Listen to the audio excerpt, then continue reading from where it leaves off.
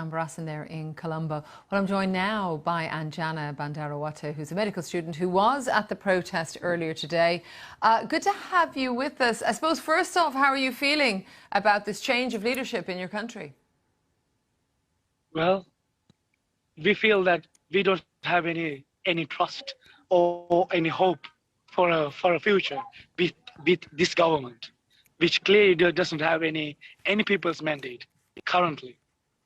So what do you do? And it looks to me there, Anjana, maybe tell me a little bit about where you are. You're at a camp at the moment. Is that where some of the protesters are?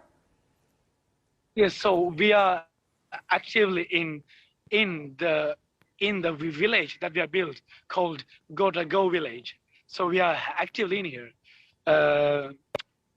Days before this, months before this, we were on top of the bridge that connected the golf race green together with the presidential office. But as we know, the incident that happened yesterday, the military has come in and destroyed our huts. They destroyed our belongings, and so we were almost forced to move back to this place. And so what are you going to do? What are you talking about with the other protesters? You're not happy with what has happened. What's next? Most definitely not. There have no official warning, no official notice about what they want us to do. We are law-abiding, peaceful activists, peaceful demonstrators.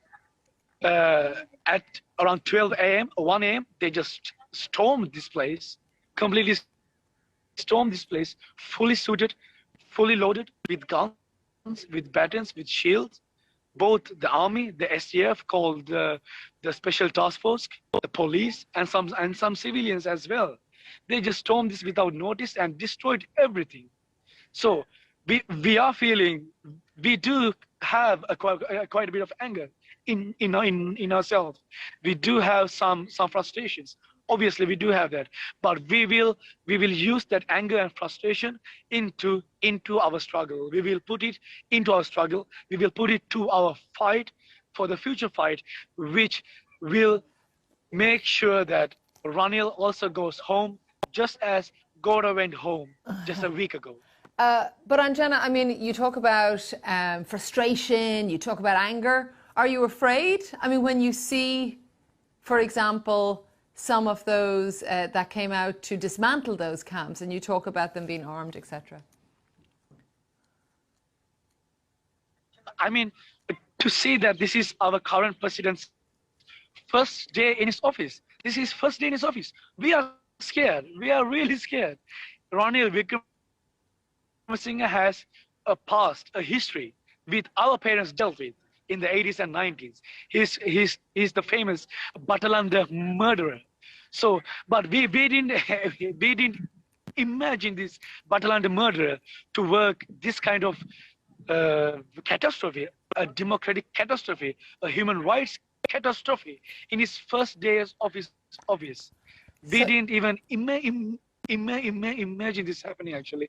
I'm sorry, I'm just lost for words to how to describe our feelings. But yes, we are most definitely scared of Ranil Wickremesinghe continuing this total terror of his rule.